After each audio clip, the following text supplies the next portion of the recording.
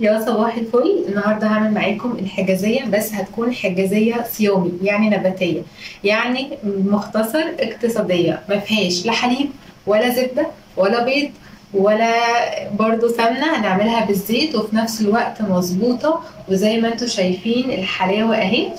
بس اهم حاجه لازم تتابعوا الفيديو للاخر علشان تعرفوا كل التفاصيل اللي تطلعها ناجحه معاكم. واهم حاجه ما تنسوش تعملوا لايك للفيديو، مستنيه تعليقاتكم. عايزه بقى اوريكم الجمال بتاعها، بصوا قد ايه، يعني ما فيهاش ولا غلطه. شايفين اهي.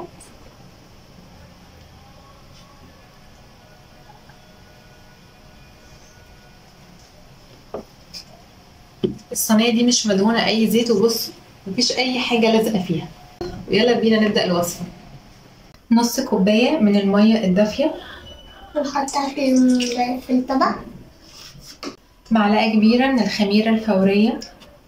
الخليل. نص كوبايه من السكر، دي ربع الاولاني وده ربع الكوبايه التاني، يبقى كله على بعضه نص كوبايه من السكر. هقلب كله مع بعض كويس. انا كده بعمل اختبار للخميره،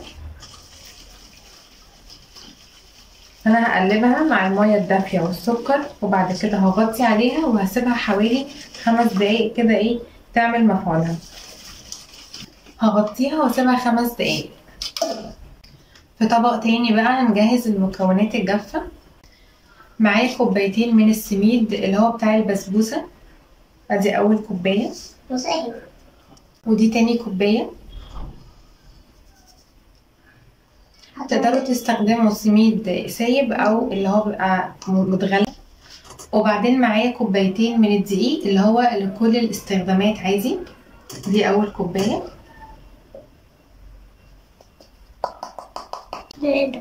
ودي تاني كوبايه دقيق.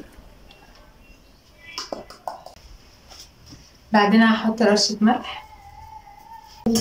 بعد كده هنقلب كويس السميد والدقيق والملح اللي عليه. دلوقتي انا هحط كوبايه من الزيت او زيت على سمنه، يعني ممكن نخلي النص الكوبايه دي سمنه والنص التاني زيت، او كوبايه الا ربع سمنه والربع الباقي زيت.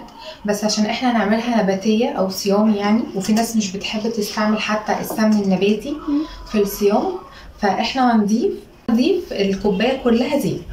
هو طبعا السمنه بتفرق شويه في الطعم اكيد، مش هنضحك على بعض، بس برضو الزيت هيطلع طعمها حلو. واحنا بنحاول ان احنا نعمل باقل الامكانيات اللي عندنا وصفه ناكلها في الاوقات بتاعه الصيام. هننزل بقى اي زيت زياده كده. هو بيلزع اي انا معايره كله بنفس الكوبايه. طبعا مش شرط الاكواب المعياريه تستعملوها، ممكن اي كوبايه عندكم، بس ثبتوها في معايره الدقيق والسميد والزيت والميه. هقلب الاول بالمعلقه. هشيل في المرحله دي المعلقه وابتدي ان انا ابس الدقيق كويس قوي بايدي، واتاكد ان كل الدقيق والسميد اتشربوا بالزيت كويس قوي. هفرك بين ايديا الدقيق بالسميد بزيت كويس قوي لحد ما تلاقوه كده بقى كله متشرب ومندي ولونه مصفر بالشكل ده. هحط بقى خليط الخميره اللي احنا عملناه في الاول خالص وهقلب. اول ما تقلبوها تلاقوه بقى لين قوي كده وميه، بس مجرد ما تلموها بالمعلقه وبعد كده بايديكم هتلاقوها ابتدت تمسك في نفسها، وكمان هتبقى مفروله. هتحتاج ان هي تتلم بالميه عشان تبقى عجينه لينه ومتماسكه اقدر افردها واتحكم بيها قدام. زي ما انتم شايفين مفرفته كده.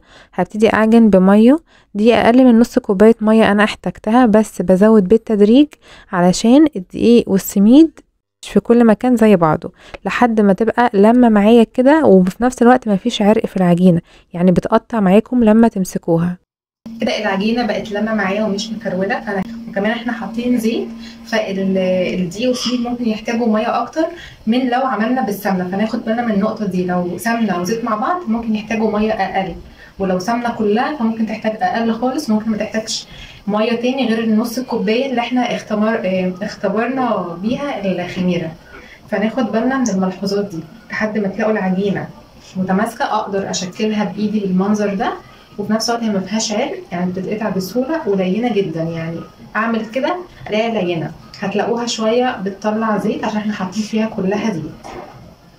بقى انا هغطيها وهسيبها تختمر حوالي كده ايه نص ساعه لساعه الا ربع. هشوفها هي مش حجمها مش هيتضاعف بكميه كبيره. هحتاج لكوبايه من السميد بتاع البسبوسه، وهحط عليهم معلقتين كبار من القرفه. ممكن كمان نضيف كاكاو لو حابين، برضو بيدي طعم حلو. نضيف ساعتها برضو معلقه كبيره او معلقتين من الكاكاو، اللي هو الكاكاو اللي هو الغير محلى. وهحتاج لي كمان نص كوبايه من السكر. هقلب الاول الخليط مع بعض. هضيف معلقه كبيره من الزيت، او نقدر نستعمل سمنه. وهبتدي بقى ان انا ازود ميه حبه بحبه لحد ما الخليط بتاعي ده كده يبقى مندي ومترابط نوعا ما مع بعض، ما يكونش مفرول كده.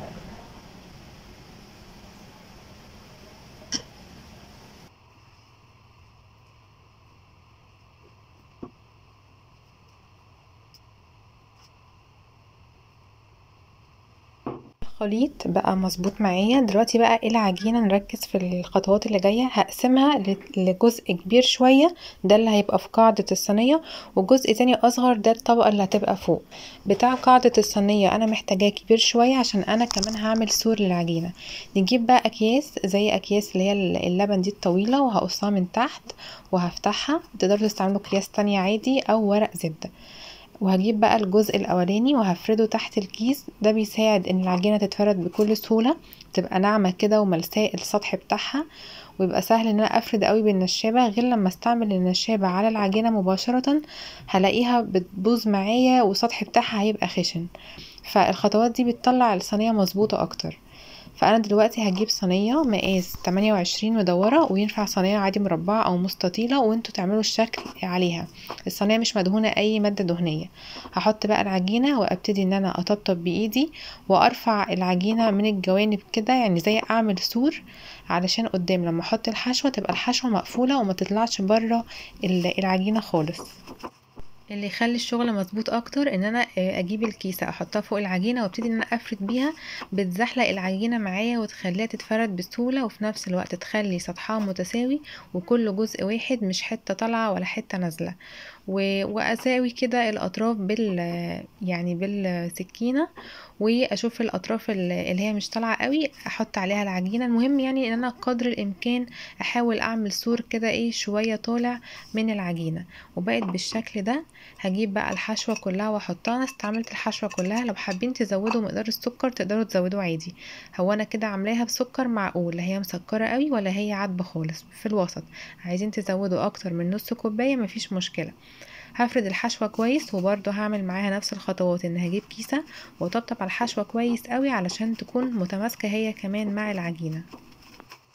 هجيب بقى الجزء التاني من العجينة اللي هو بقى السطح، وهعمل فيه نفس الخطوات، وبحاول كده بقدر الامكان ان انا ارفعه بايدي واحطه على الصينية.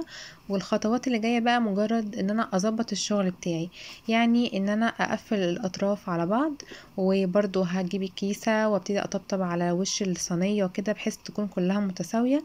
وفي الاخر خالص اخر حاجة ان انا بقى اشيل الجوانب دي واضغط بطرف صبعي او بالكيسة كده زي ما انتوا شايفين على اطراف الصينية علشان اتأكد ان كلها سوا واحد وكلها مقفولة. بعد كده بقى هجيب شوكة ممكن ادهنها شوية زيت صغيرين، وابتدي اعمل كده اشكال عشوائية عادي بالطول وبالعرض. مجرد بيدي بس شكل كده نهائي. وبعد كده اهم حاجة ان انا اقطعها بقى قبل ما ادخلها. انا هقطعها يعني بالطول وبالعرض. هعملها بورب شوية زي ما انتوا شفتوا اول الفيديو. هتكون جاية كده بورب شوية. وبس كده هدخلها بقى فرن يكون مسخناه قبلها. هتقعد في الفرن حوالي من 30 ل 35 دقيقة على حرارة متوسطة. اهم حاجة ما تكونش عالية قوي.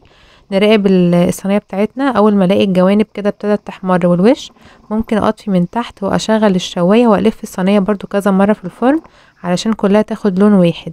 انا الفرن بتاعي فيه مروحة فبشغله في الاخر، فبيدي وش الصينية من غير ما اشغل الشواية.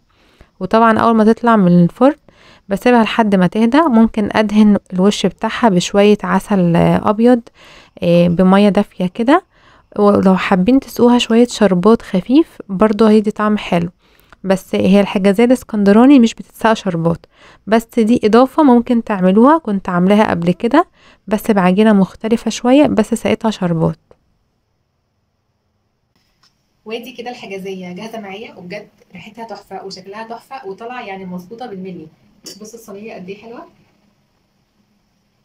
عايزه بقى اوريكم الجمال بتاعها، بصوا قد ايه يعني ما فيهاش ولا غلطه.